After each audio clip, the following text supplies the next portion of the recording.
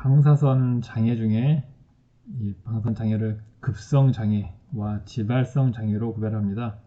급성 장애는 방사선을 피폭당하고 며칠 만에 바로 나타나는 장애, 그리고 지발성 장애는 수주 혹은 수개월 혹은 수년이 걸리는 그런 장애를 구별합니다. 급성 장애를 먼저 보면은 어느 정도의 선량을 짧은 시간에 맞으면은 어떤 증상이 있는가를 정리한 겁니다. 이건 그때 LD50이나 이 정도가 LD50이겠네요. LD50이나 혹은 LD100 이것과 연관해서 생각을 하면 됩니다. 그런데 이건 임상 증상은 사실은 전 세계적으로 이제 피폭을 받은 환자 자체가 많지가 않기 때문에 대부분의 이 임상 데이터가 히로시마와 나가사키 그 원폭 피해자 그거에 대한 추적 조사 결과이고, 몇 차례 있었던 그 원전에서 일어났던 소규모 그 피폭 사례 이런 걸 모은 거기 때문에 사실은 데이터가 많지가 않습니다. 그러다 보니 책마다 이 선량 범위에 따른 임상 증상은 약간씩 차이가 있습니다. 그래서 그냥 커다랗게 형태만 알고 있으면 될 것 같습니다. 0.5 그레이 이하는 보통 판별 자체가 어렵습니다. 0.5 그레이면은 달리 표현하면은 500 mg인데 500 mg 이게 엑스레이의 경우 1그레이가 1시버트이기 때문에 이걸 500 mg 시버트로 표현해도 똑같다고 생각이 됩니다. 일단 흡수선량 표현했을 때 0.5 그레이 이하는 증상이 없기 때문에 보통 다루질 않고, 0.5를 넘어가게 되면은 가벼운 증상들이 나타나기 시작한다 라는 거고, LD50 즉 피폭당한 지 30일 만에 절반이 죽는 LD50이 4그레이 정도 됩니다. 이 정도 되면은 이보다 작은 경우에는 당연히 구토가 일어난다, 그리고 혈액상의 변화도 발생한다 라는 거고요.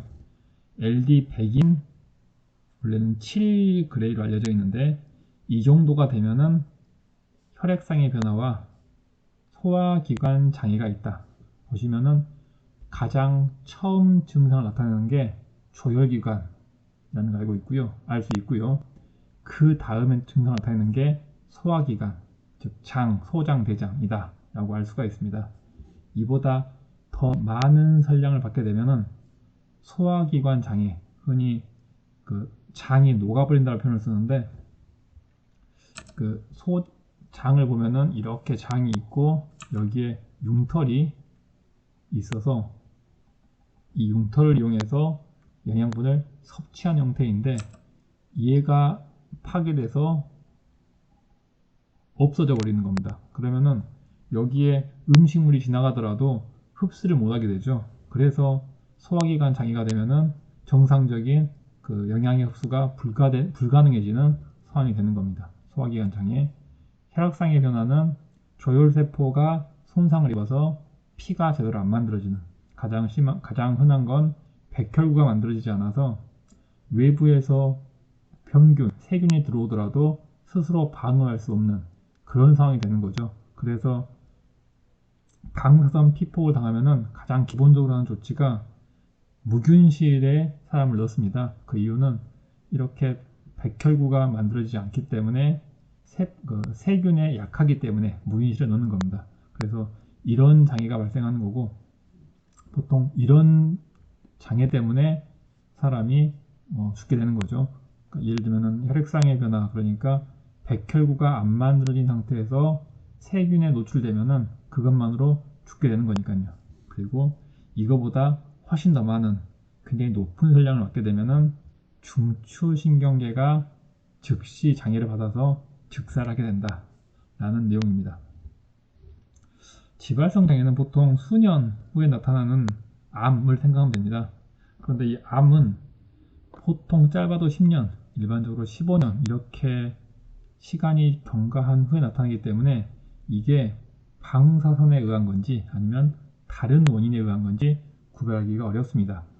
그래서 구별하는 방법이 피폭 집단과 비피폭 집단에서 이 암이 얼마나 더 많이 발생했는지 그냥 통계적으로 비교하는 겁니다. 예를 들어 방사선 작업을 하는 피폭 집단에서 암이 평생 기간 동안 50명이 발생했다라고 하면은 똑같은 크기에서 비피폭 집단은 40명이 발생했다면은 이 피폭 집단이 10명이 더 많이 발생했기 때문에 이 방사선 피폭으로 인해서 발생 빈도가 이만큼 늘었다라고 유추할 수가 있겠죠. 이런 식으로 접근하는 게 방사선에 의한 지발성 장애의 발생률을 확인하는 겁니다. 이 지발성 장애 예를 보면은 다 암입니다. 암. 물론 이제 여기까지가 암이고요. 그리고 백내장은 가장 대표적인 지발성 장애. 백내장은 어떤 증상이냐면은 원래 눈의 수정체가 계속 세포 분열을 하면서 바깥쪽에서 세포 분열을 하면서 분열된 세포가 이 안쪽으로 모아지는 거죠. 그래서 결국 피폭당한 세포는 색깔이 흰색으로 변하게 되는데 시간이 지나면은 이 피폭당한 세포가 눈의 가운데를 막아버려서 결국 시야가 뿌얘진 현상, 이게 방사선에 의한 백내장입니다. 유전적 장애는 생식세포가 영향을 받아서 다음 세대의 장애가 전달되는 걸 유전적 장애라고 합니다.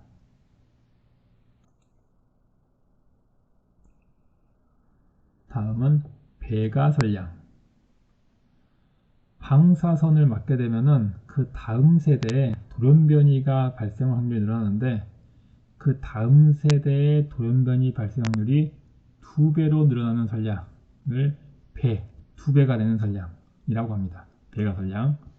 그래서 배가설량은 급성조사 시에는 대략 이 정도, 0.15에서 0.3 정도, 그리고 수정 시에는 0.2에서 2g 정도 됩니다. 이건 정확한 숫자가 의미 있는 건 아니고 그냥 배가설량이라는 건 이런 의미를 가지고 있다라는 정도만 알고 있으면 됩니다. 휴펫은 수정 직후부터 이제 태아기까지 아주 작은 인간을 휴펫이라고 부르는데 이 휴펫 같은 경우는 그 기간마다 영향이 달라집니다. 재밌는 건 이 휴펫의 영향은 결정론적 영향이기 때문에 어느 정도 당연히 선량 한도가 있고 이 선량 한도를 넘게 되면은 이 증상이 발생을 합니다. 자, 휴펫의 첫 번째 착상 전기, 그러니까 수정된 직후인데 이때 방사선에 의한 피폭을 당하면은 사망률이 높아집니다. 이렇게 생각하시면 되는데 수정된 지 얼마 안 됐다 보니 세포수 자체가 많지가 않습니다. 그렇다 보니 단 하나의 세포만 손상을 입더라도 죽게 되는 겁니다. 단 만약에 피폭을 받았음에도 불구하고 생존한다면은 이 손상된 세포를 워낙 세포수가 작다 보니까 얘를 대신할 만한 세포가 계속 더 만들어지는 겁니다. 그래서 사망률은 높지만 생존한다면은 장애에서 회복해서 오히려 정상적으로 성장을 한다. 이게 착상 전기, 즉 세포가 몇 개 안 될 때 일어나는 현상입니다. 다음은 기관형 성기. 세포가 제법 많아져서 대략적인 인간의 형태가 이루어졌습니다. 단지 이제 각 기관을 이루는 세포는 그렇게 많지가 않은 겁니다. 이때 방사선을 맞게 되면은 그 방사선을 맞은 그 조직만 죽게 되는 거죠. 그러면은 결과적으로 이 신체는 살아있지만 방사선에 의해서 기형이 유발됩니다. 태아기, 이제는 세포가 많아져서 이제 인간이 된 거죠. 인간이 된 다음에 방사선을 맞게 되면은 이제는 일반적으로 상상할 수 있는 만큼 발육지연과 지능 저하 현상이 일어납니다. 휴펫의 영향, 결정론적 영향이었고요. 브래그 피크라는 개념이 있습니다. 이건 아마 먼저 기초이론 쪽에서 이미 다뤘을 것 같은데 단서 조항이 중하전 입자에 적용됩니다. 중화전 입자로 가면 보통 알파선을 흔하게 생각할 수 있고요. 즉 알파선이 물질에 입사되다가 비정 직전에 저지능이 최대가 되는 피크입니다. 이걸 그림과 함께 설명을 하면은, 자, 여기가 세포, 그러니까 피부 표면이고요. 이 안쪽이 세포입니다. 즉 방사선이 이렇게 입사되는 상황을 가정한 겁니다. 체내 깊이니까 이 정도가 인간의 몸통 두께가 되겠네요. 자, 이해하기 쉽게 알파선을 생각하면 알파선이 몸에 들어왔습니다 라고 생각하는 겁니다. 여기가 1cm, 2cm, 3cm 지나는 동안에 얼마나 많은 에너지를 인간의 몸에 전달하는가 생각하는 겁니다. 알파선 같은 경우는 당연히 처음에 입사된 직후에는 에너지를 별로 전달하지 않다가 그러니까 최대 비정에 이르면은 그 직전의 에너지를 다 소모를 하고 에너지를 다 주고 갑자기 0이 됩니다.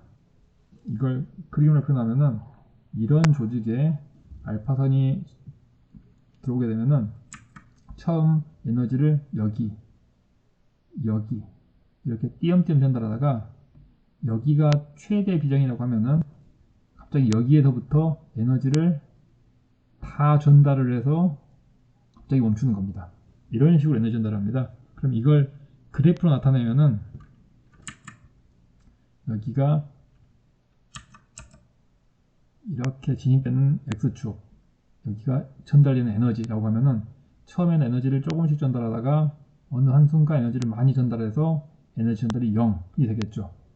이 피크를 브래그 피크라고 합니다. 중화전 입자가 물질에 입사되어 진행하다가 비정 직전 저지능은 1cm 전달할 때마다 전달하는 에너지가 최대가 되는 피크입니다. 그럼 이 현상이 왜 일어나느냐? 중화전 입자는 보면은 전자의 구조를 먼저 봐야 되는데 가운데 양성자가 있고 이렇게 주변에 전자가 돌고 있는 게 이 가장 일반적인 모습입니다. 여기에 중화전 입자 양성자가 지나가게 되면은 속도가 빠를 때는 양성자가 여기 잠깐 존재하다가 여기 잠깐 존재해서 싹 지나가 버립니다. 그러면은 반응할 확률이 크지 않겠죠.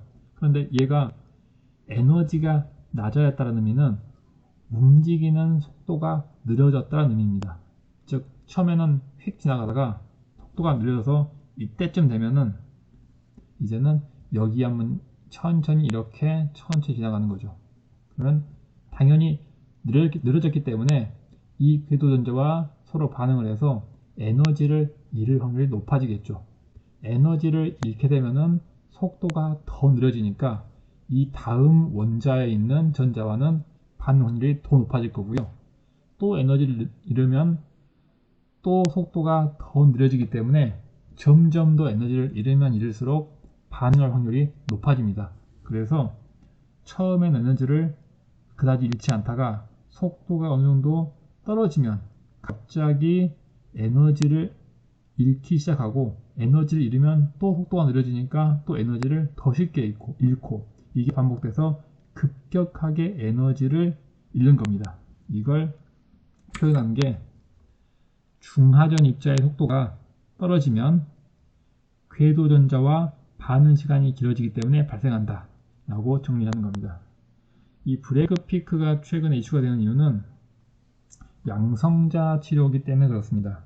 처음에 일산암센터에서 도입을 했고 그 다음에 삼성의료원 그리고 지금 연세 세브란스에서 도입 중으로 알고 있고 서울대병원도 도입 예정으로 알고 있는데 양성자 치료가 이 브래그 피크를 보입니다. 그러니까 재밌는 그림 보면은 이 사람의 몸에 종양이 여기에 있다고 가정을 할 때 엑스레이 같은 경우는 이 들어가다가 이 신체 표면 이 표면 쪽에 에너지를 많이 전달을 하고 그리고 상당 부분을 전달한 다음에 이 종양에 에너지를 전달하는 이런 형태를 취하는데 양성자는 이런 브래그 피크의 특성상 이 신체 이쪽 부분에는 에너지를 전달하지 않고, 그러니까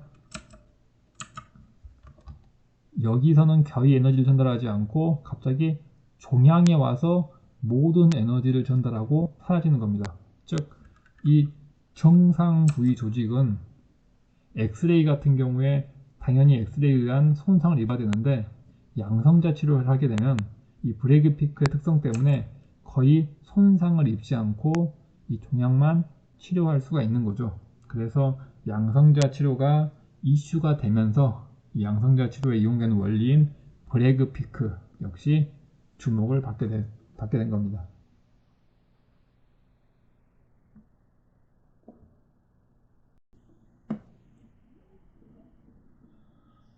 방사선을 맞은 선량, 그리고 방사선에 의해 인체에 미치는 영향, 이 두 가지를 비교하는 겁니다. 어떤 관계가 있는지요? 방사선을 맞은 이 선량과 방사선에 의한 영향을 서로 그래프를 그립니다.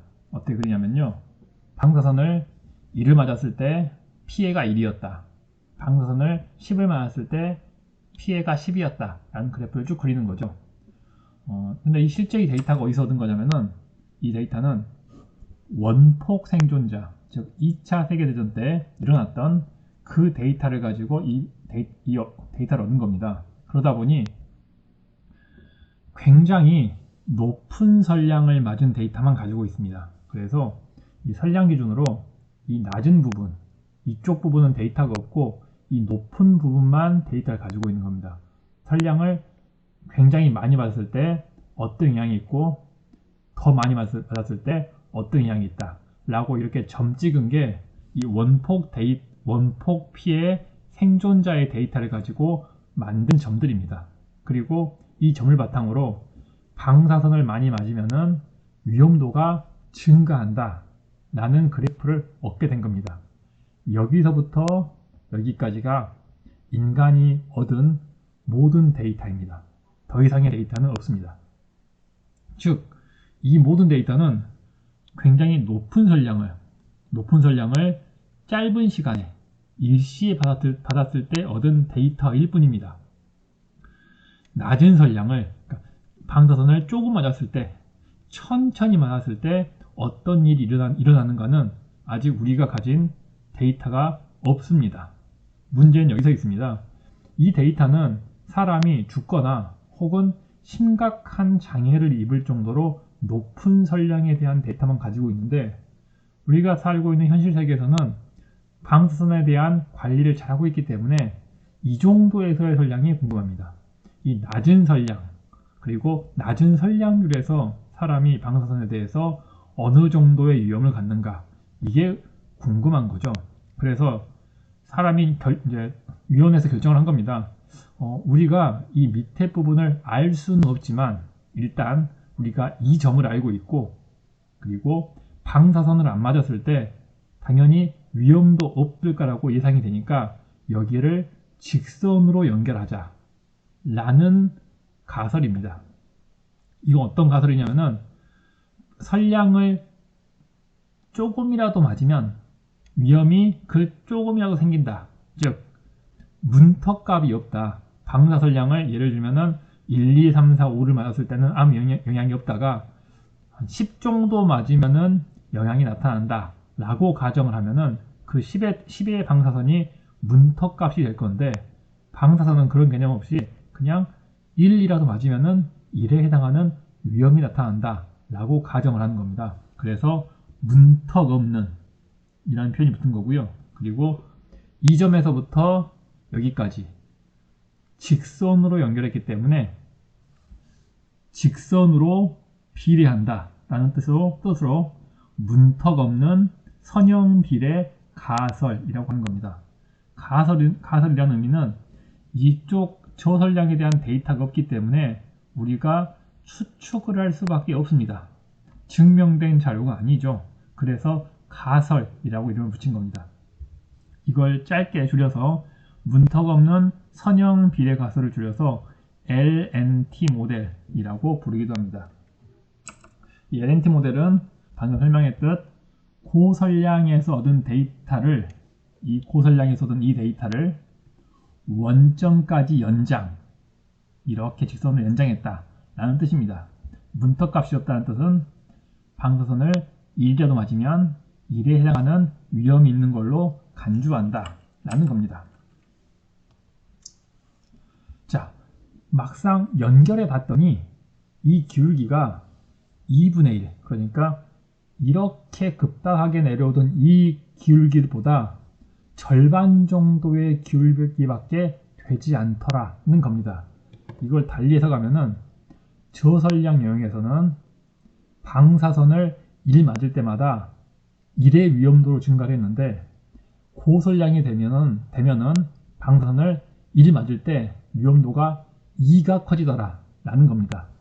낮은 설량에서는 방사선 1 증가마다 위험도가 1이 증가하는데, 고설량에서는 방사선이 1이 증가하면 위험도는 2가 증가한다. 즉 저설량보다 고설량에서 위험도가 더 크다 라는 이론을 DDR-EF라고 합니다. 이 DDR-F가 이라는 의미는 이 저설량보다 고설량에서 2배 더 위험하다 라는 겁니다. 이게 문턱 없는 선형 비례 가설, 즉 LNT 모델의 특징입니다. 이 문턱 없는 선형 비례 가설을 정리하면 방사선 피폭의 위의 발생률은 선량의 비례, 즉 방사선을 많이 맞으면 피폭의 위험도 똑같이 증가한다 라는 거고, 둘째, 저설량에서도 고설량과 똑같이 해롭다 라는 그런 이론입니다. 이게 ICRP에서, 즉 국제기구에서 당연히 받아들여지고 있는 이론이고요. 이 이론 외에도 몇 가지 다른 의견이 있는데, 첫째는 여기 이 부분과 이 부분을 왜 직선으로 연결해야 되느냐, 차라리 이 그래프를 그대로 직선으로 내리는 게 이게 더 타당한 이론이 아닌가 라고 주장하는 사람도 있습니다. 이렇게 되면 어떤 문제가 생기느냐, 이 직선이 0이 되기 전에 부딪히고 이 선량이 더 내려가면은 오히려 마이너스가 돼버립니다. 자, 문턱 선형 비례 가설은 이 직선을, 고설량에서 얻은 자료의 직선을 그냥 그 기울기 그대로 증가를 연결시키는 겁니다. 그러다 보니 이 수치보다, 이 선량보다 작은 선량에서는 위험도가 나타나지 않는 거죠. 즉 방사선을 맞기 시작해서 이만큼 증가할 때까지는 위험도가 전혀 없다가 이 정도 방사선을 맞으면 방사선에 의한 영향이 나타나기 시작한다 라는 이론입니다. 즉 이 값은 문턱 값이 되는 거죠. 그래서 이 고설량에서 얻은 자료를 그 기울기 그대로 연결하는 이 이론은 문턱이 있기 때문에 문턱이 있는 선형으로 비례하는 가설, 즉 문턱 선형 비례 가설이 되는 겁니다. 이 가설의 특징은 문턱값 이하에서는 위험도가 0보다 작기 때문에 문턱값 이하에서는 해로움이 전혀 없다는 이론입니다. 그리고 이 이론을 확장시키면은 오히려 문턱값보다 낮은 방사선에서는 위험도가 마이너스가 됩니다. 위험도가 마이너스라는 의미는 위험도가 정말 있는 게 아니라 오히려 이롭다. 해가 없는 거에 반대니까 이롭다. 건강에 도움이 된다를 의미합니다. 그래서 이 그래프를 그대로 해석을 하면은 저설량에서는 오히려 저설량 피폭은 건강에 도움이 된다 라고 해석하기 때문에 이 이론을 호메시스라고 부릅니다. 또 하나는 뒤에서 자세한 설명이 나오겠지만, 오히려 저설량의 방사선을 맞았을 때, 저설량의 방사선을 맞은 다음에 또다시 방사선을 또 맞게 되면 오히려 첫 번째 맞은 방사선의 적응을 해서 몸이 적응을 해서 두 번째 맞은 방사선의 피해는 줄어든다 라는 이론이 있습니다. 그것도 역시 이 지금까지 알려진 이 LNT 모델, 즉 문턱 없는 선형 비례 가설보다 조설량에서 더 위험이 작아 라고 해석하는 모델 중 하나입니다. 이걸 적응 반응이라고 해석하고 있고요. 자, 지금 여기 얘기한 문턱 선형 비례 가설과 호메시스 그리고 적응 반응은 지금 가지고 있는 이 LNT 모델 이거보다 조설량에서 위험도가 더 적다 라고 주장하는 이론인 반면에 정반대 의견인 조설량에서 오히려 더 해롭다라는 이론도 있습니다. 뭐 때문에 주장하는 거냐면은 진원 불완전성, 그러니까 여기 어떤 세포가 있고 이 세포에 방사선을 맞았을 때 이 세포가 뭔가 장애가 발생해야 되는데 이 세포는 아무런 장애가 발생하지 않고 이 세포의 자손세포 혹은 이 세포의 다시 자손세포에 이르러서 여기에서 피해가 나타나는 이런 현상이 지놈 불안정성입니다.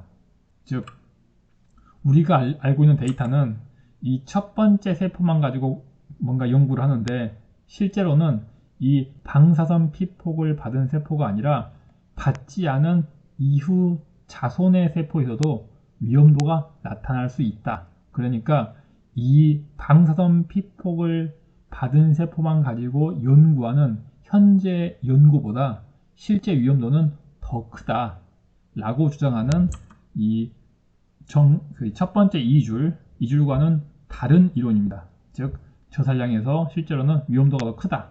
이걸 표현한 게 이렇게 오다가 저산량에서 위험도가 더 크다 라고 위쪽으로 표현한 겁니다. 이게 지놈 불완전성. 또 다른 이론은 방사선이 세포에 쬐게 되면 자 이렇게 해가지고 이 세포의 방사선을 쬐게 됐을 때 이 방사선은 멀쩡한데 엉뚱하게도 여기에 있는 세포가 죽는 현상, 이걸 구경꾼 효과라고 합니다. 추측컨대 이런 현상이 발생한 이유는 이 방사선에 의해서 이 세포의 일부가 파괴됐지만 이 세포 자체는 살아났는데 이렇게 부서진 핵들이 주변에 영향을 미쳐서 어떤 다른 세포가 죽는 현상으로 추측을 하고 있습니다. 이 구경꾼 효과도 역시 지금 알려진 이 문턱 없는 선형 비례 가설보다 사실은 더 위험해, 해가 더 커 라고 주장하는 겁니다. 지금 공식적으로 받아들여진 문턱 없는 선형 비례 가설, 이건 낮은 선량, 즉 저선량에서 데이터가 없기 때문에 이걸 어떻게 해석할 것인가에 대한 부분입니다. 그런데 이걸 더 위험하다 라고 보는 이 문턱 선형 비례 가설과 더 위험하지 않다, 저선량에서 실제로는 이 문턱 없는 선형 비례 가설보다 더 위험하지 않다라는 이론을 제시하는 문턱 선형 비례 가설과 역시 더 위험하지 않다는 호메시스 그리고 적응 반응이 있는 반면에 오히려 더 위험하다라는 정반대 의견인 진원 불완전성, 구경꾼 효과, 이런 이론들이 같이 논의되고 있는 겁니다.